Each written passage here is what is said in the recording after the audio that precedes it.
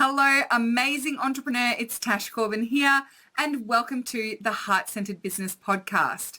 This is episode number 191, which means you can find all the show notes as well as relevant links at tashcorbin.com/191.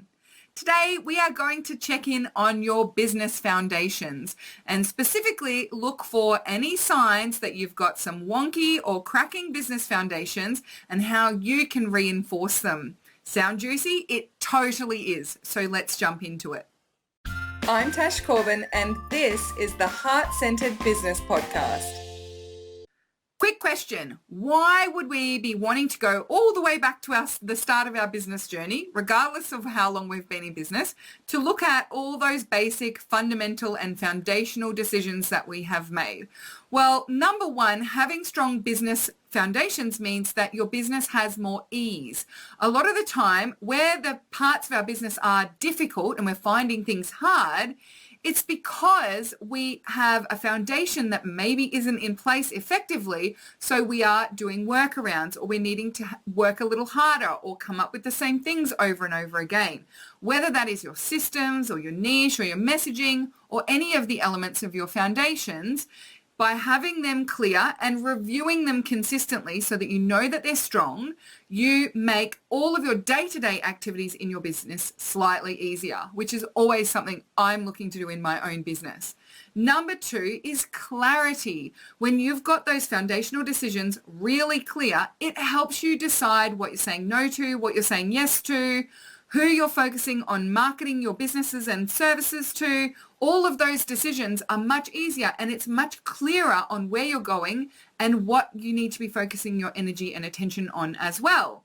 Number three, your growth skyrockets when your foundations are really strong. And, the analogy works so beautifully here. If you have got that really solid foundation, then you've got something firmer from which to spring off.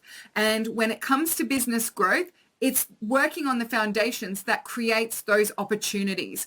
When I'm working with women, whether it's in my programs or as VIP one-on-one, the number one thing we work on are the foundations of their business, because it's through solidifying those foundations that we see the enormous growth and return on investment for them. A lot of people find themselves thinking in the surface level of their business and strategy, the tactics. What am I selling? How much am I selling it for? Where am I selling it? How am I selling? What is my marketing strategy? How do I build my audience? How do I build my list? How do I promote a webinar? They're in the minutiae of the execution. And, that's like the tip of the iceberg when it comes to your business and particularly business growth. Those things, if you change, you add Snapchat as a platform, or you start changing your Instagram hashtags, or some of those types of things. Some of those are really 1% decisions. Should I use this photo or that photo? Should I update my logo? Those types of decisions are quite small in terms of the impact that they have on your overall business success, compared to the big decisions at the foundational level, such as what is my niche? Who am I actually here to serve? And why should they be buying my services?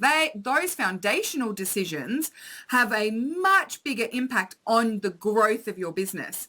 And then reason number four, which is related to growth, is that this creates the fast track for your business. So by really narrowing down your niche, for example, and getting hyper clear on that as a foundation of your business, you can really fast track the growth of your business in that space. So I wanted to talk about foundations not just through the lens of starting a business and making sure you've got those foundations strong, but also through the lens of if you've been established in business, and particularly if you are starting to see a plateau in your income.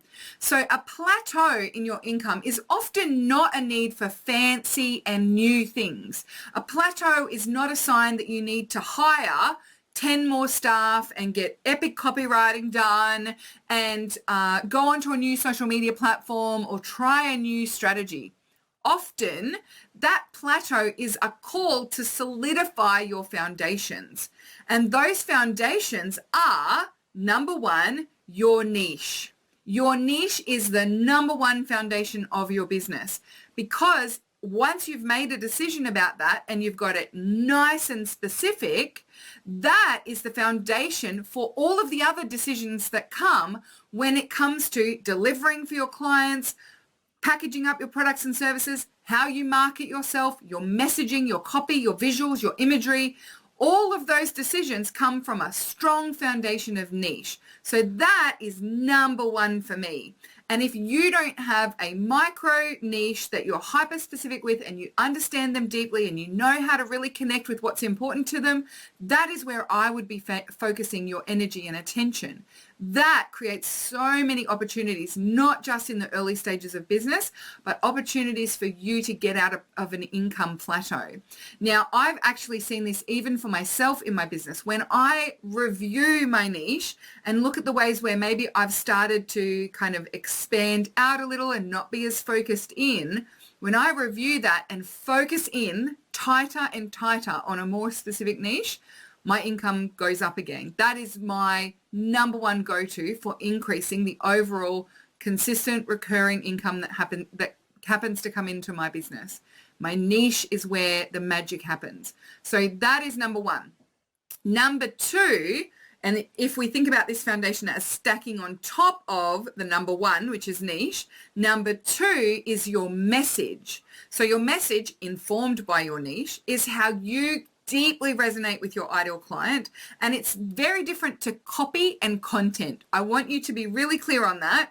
Message is the foundation. The execution of that and the expression of that is through your copy and through your content. So your message is the overarching message of your business, and that message is the why. So niche is who and the message is why. And it's not just why do you have a business? It is why is it vital that your ideal client invests in the outcome that you are selling? Why is it important to your niche that they resolve the problem that you help people to resolve? It's the big why of what's in it for you and what's in it for them. And the what's in it for them why of your messaging is critical, again, for all of the other expressions of that in the execution of your marketing tactics and strategies.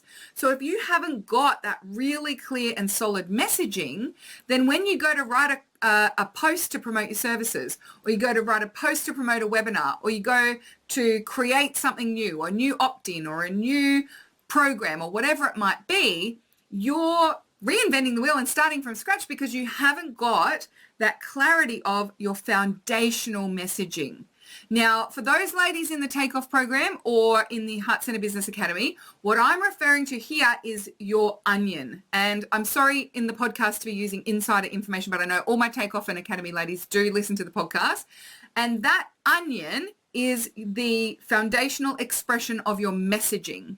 So for those of you who aren't familiar with what an onion is, and it's a particular model that we use inside of my programs, it is basically a set of concentric circles that tell you how you need to express your core message to your coldest audience versus your warm audience versus your hottest audience. And so it's got those layers. Ogres have layers, onions have layers. And so what we do inside the Takeoff program is we build that onion so that you've got that really solid foundational messaging. So foundation number one is your niche, and foundation number two is your messaging. And then your third foundation is your core marketing strategy. Now, your core marketing strategy is made up of two stages. Number one is reach people, and number two is make sales. So if you haven't got clarity on your number one core strategy to reach people and make sales, then that foundation of your business may need some attention.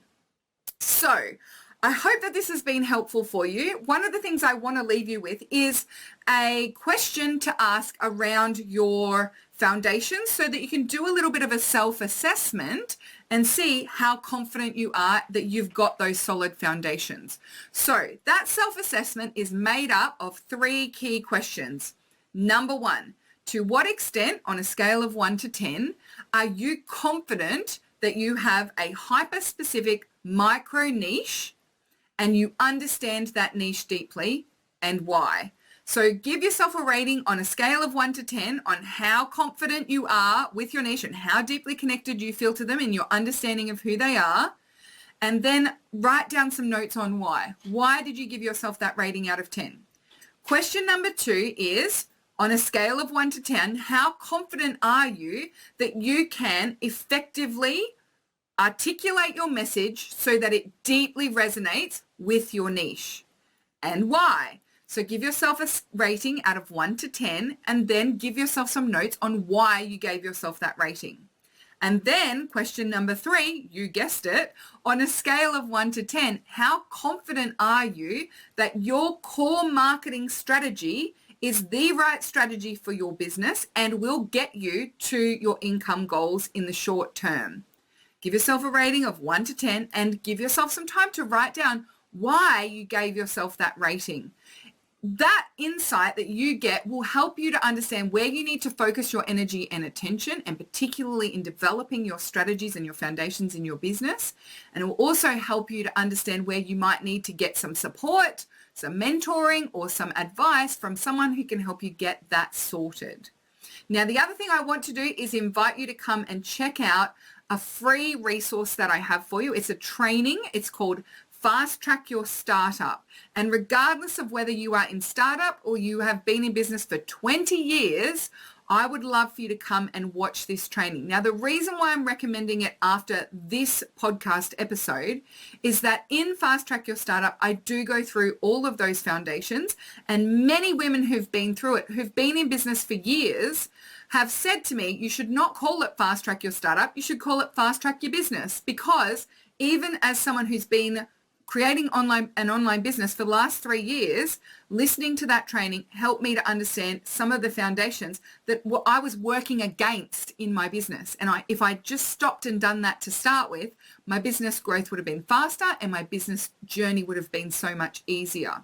So if you go to the show notes of today's episode at tashcorbin.com/191, you'll find the link to the Fast Track Your Startup freebie. It is a free resource. It's an hour and a smidge training, and it will take you through those foundations in a little bit more detail and help you look for ways that you can strategically improve your short-term income in your business and get your business on the fast track. Hopefully you find that really helpful. Thank you so much for joining me for this episode of the Heart Centered Business Podcast. I have been Tash Corbin. You have been a fabulous listener. And until next time, I cannot wait to see you shine. Bye for now. Would you like more tips, tools, and resources to help you grow your heart-centered business? Head to tashcorbin.com today.